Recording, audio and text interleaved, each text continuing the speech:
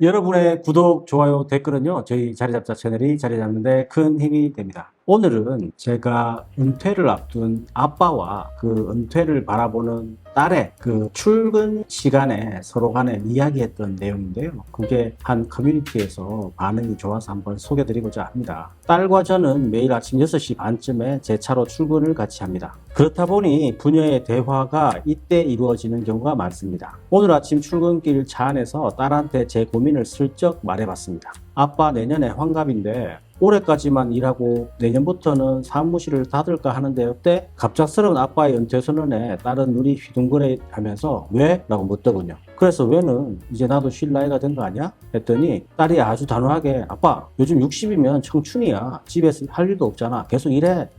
라고 저를 가르치려고 하더라고요. 살짝 헛웃음도 났지만 딸 반응이 더 궁금해서 딸 둘 다 돈 버는데 아빠 쉬어도 되지 않아? 했더니 아빠 나 공무원이야. 공무원 바꾸는 거 몰라? 생활비 보태줄 돈도 없어 하고 아주 단호하더라고요. 딸 둘이 나눠서 엄마한테 나눠주면 되지 했더니 나 이제 교사 6년 차야. 월급 몇 푼 안 돼. 그러니까 기대하지 말고 아빠는 계속 일해. 아빠 계속 집에 있으면 금방 늙어. 밖에서 활동하면 돈도 벌고 건강에도 좋잖아. 아빠 생각해서 하는 말이야 라고 하더라고요. 이 말을 들으니 약간 서운한 감이 들었어요. 그래도 아버지가 믿을 기둥인지 싶기도 해서 진짜 아빠 생각해서 하는 말 맞나? 했더니 그렇다니까 아빠 생각하는 건 딸밖에 없지? 계속 이래 라고 웃더라고요. 이거 웃으면서 넘어가도 될 일인가요? 여러분 어떠세요? 사실 이 딸과 아빠의 대화가 많은 은퇴를 앞둔 가족의 특히 아버지와 자녀의 대화인 경우인 것 같습니다. 사실 은퇴를 앞두고 물론 기업체에서 직원으로 근무하셨던 분들은 이런 대화도 쉽게 하지 못할 것 같아요. 왜냐하면 이 얘기를 했을 때 자녀의 반응이 어떻게 될까? 만에 하나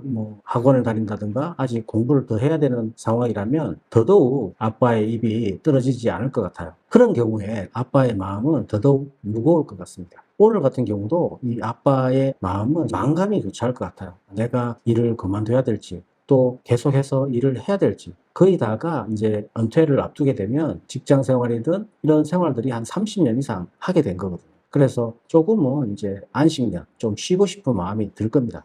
근데 그럴 경우에 제일 부담되는 게 자녀들의 현재 상태. 그러니까 지금 오늘 사례처럼 공무원이고 교사고 이런 딸들이 있음에도 불구하고 그 딸이 부모를 책임진다. 내지는 부모가 자녀에게 뭔가 책임감을 지우는 이런 마음들이 굉장히 힘들지 않을까 이런 생각을 해보게 되는데요. 제가 60년대생의 15%가 부모와 자녀를 동시 부양한다고 제가 말씀을 드렸고 이 60년대생이 마처 세대, 부모를 부양하는 마지막 세대이고 또 자식들에게 부양을 받지 못하는 처음 세대라고 늘 말씀드렸잖아요. 근데 이 마처 세대가 책임감 하나는 엄청 강하거든요. 그래서 자기는 부양을 하지만 자기의 노후는 너희들이 책임지지 않아도 된다. 내 혼자 살아가겠다. 이런 마음이 굉장히 강한 것입니다. 여기에 댓글을 살펴보니까요. 제가 쓴 줄 알았네요. 저도 2년여 전에 똑같은 말을 들었어요. 공무원, 박공, 교사, 아빠 생각 계속 일해 행복하세요. 또 다른 분은요. 조금 서운하시겠지만 따님 말이 틀린 말은 아닙니다. 빨리 늙지 마시고 건강하세요. 또 다른 분은요. 서운하셨겠다. 그래도 따님들 제자리 잡고 잘 키우셨어요. 그런데 선배들 보니 남편분들 퇴직 후 특별한 일 없이 집에만 계시다 보면 금방 늙어요. 또 어떤 분은 저희 남편 노는 게 제일 좋다네요. 57세밖에 안 됐는데 유유. 또 다른 분은 계속 일하시는 게 좋습니다. 저희 아버지 몇 년 쉬시더니 치매기가 있으셔서 다시 나가서 일하시라고 했습니다. 현재 70 넘으셨는데도 사회생활 잘하고 계십니다. 본인도 모임에서 돈 많이 내는 회장님도 하시고 손주들 용돈도 마음대로 주시고 그렇게 사십니다. 또 다른 분은요. 저희 남편도 몇 년 전 당시 65세셨던 아버님께 같은 말을 드렸답니다. 65세면 경로당 가셔도 아버지가 막내니까 일하시라고. 부모 입장에선 자식이 한 말이 야박하게 들릴 수밖에 없겠지만 이 또한 팩트라 전 조용히 남편을 응원했답니다. 또 다른 분은 냉정하게 말씀드리자면 자식들 용돈 받으면서 놀 생각이시면 더 일하시는 게 맞습니다. 오히려 연금이나 월세 등으로 손자, 손녀들 용돈 줄 생각하셔야죠. 요새 애들 결혼 때 상대방 부모의 노후 준비 여부도 조건으로 보는 세대입니다.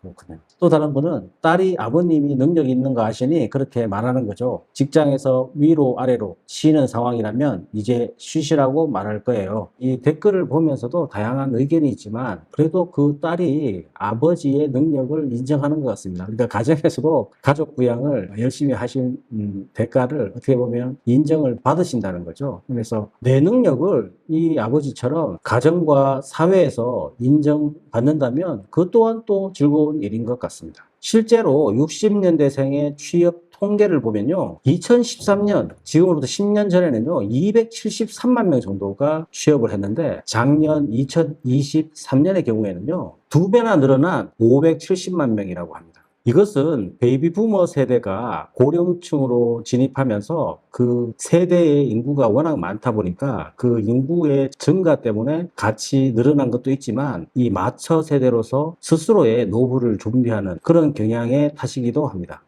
최근에 청년층의 고용 쇼크에도 불구하고 이 노년층 60대 이상의 취업 인구는 지속적으로 증가하고 있습니다. 통계청이 지난 10일 발표한 6월 고용 동향에 따르면요. 청년층 취업자 수는 지속적으로 줄고 고령층이 노동시장을 이끌었다. 이렇게 볼 수 있는데요. 청년층이라 하면 15세에서 29세를 대상으로 하는데 1년 전보다 14만 9천 명이 감소를 했습니다. 20개월 연속 하락했고요. 고용률도 46.6%로 0.4% 감소했습니다. 반면에 60세 이상의 취업자 수는요, 25만 8천 명이 증가한 것으로 나타났습니다. 고용률은 47.4%로 0.3포인트 증가한 것으로 되어 있고요. 초고령화 사회로 진입하면서 60세 이상의 인구가 생산 인구의 중심으로 떠오르고 있다는 것, 참으로 아이러니한 것 같습니다. 퇴직해야 될 나이인데 생산 인구의 중심이라니. 다른 통계를 살펴보면요. 한국은행이 지난해 10일 발표한 고령층 고용률 상승 요인 분석 보고서에 따르면 우리나라 60세 이상 고령층 취업자 수의 약 40%가 노동 빈곤층에 속하는 것으로 나타났습니다. 생활비 부족 등 경제적인 요인 때문에 경제 활동을 하는 고령층이 많다는 의미입니다.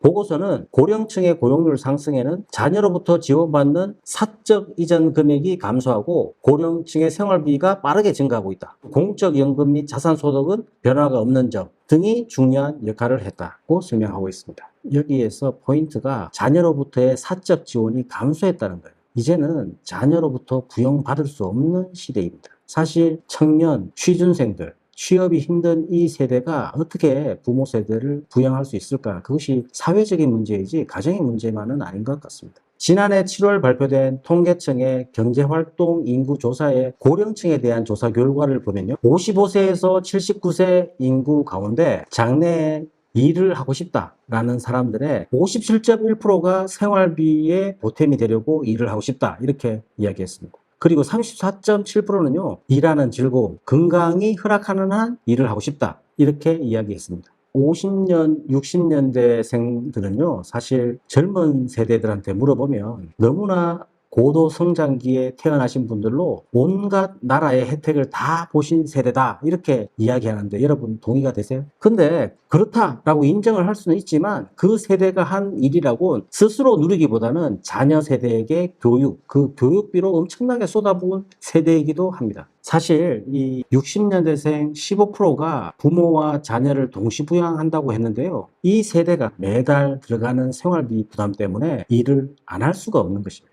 퇴직하고 나서 본인의 경력을 살려서 양질의 일자리를 구하고 싶지만 현실은 그렇지 않거든요. 그래서 많은 분들이 퇴직하고 나서 경력 설계를 해나가는 데 있어서 어려움을 호소를 하고 있고 어떻게 하면 조금이라도 괜찮은 일자리를 찾으려고 자격증 준비라든지 기타 등등의 여러 가지 노력들을 하는데 현실은 그러한 양질의 일자리가 없다는 게 문제입니다. 5, 60년대생들이 대부분 다가 일을 하고 싶어 하지만 그 일들 자체가 뭔가 전문성이라기보다는 몸을 써서 하는 험악한 일인 경우가 많다고 할 수 있습니다. 그래서 60년대생이 부모 부양과 자녀 부양, 특히 자녀 부양에 있어서 뭔가 이렇게 선을 긋지 않는 한 계속해서 그 어려움을 면치 못할 것 같아요. 하지만 가장 중요한 것은 마인드 컨트롤입니다. 고슴도치 딜레마라고 들어보셨나요? 독일의 철학자 쇼펜하우어의 우화집에 나오는 이 고슴도치 일화인데요. 추운 겨울날에 너무 가까이 하면은 서로가 가시에 찔리고 너무 멀리 하면은 춥다는 것입니다. 그게 나온 게 고슴도치 딜레마라는 이야기인데요. 50대, 60대 분들이 대부분 이 고슴도치 딜레마에 빠진 경우가 많습니다.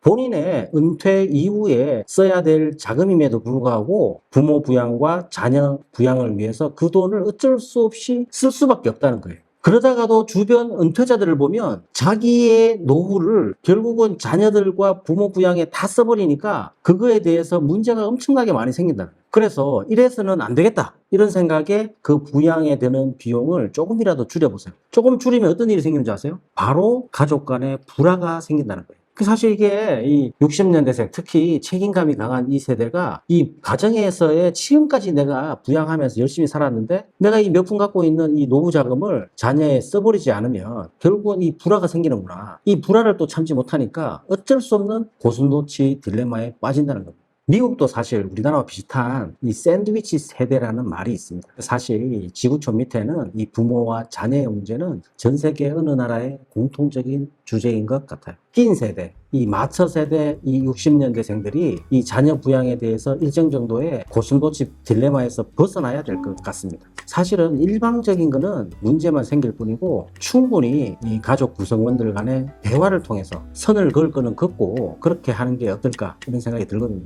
100세 시대, 길어진 은퇴 생활만큼 그 시간을 감당하려면은 일정적인 노후 자금이 필요하다는 것도 현실입니다. 비록 가정 불화가 예상됨에도 불구하고 나름대로 결단을 내리셔야 된다.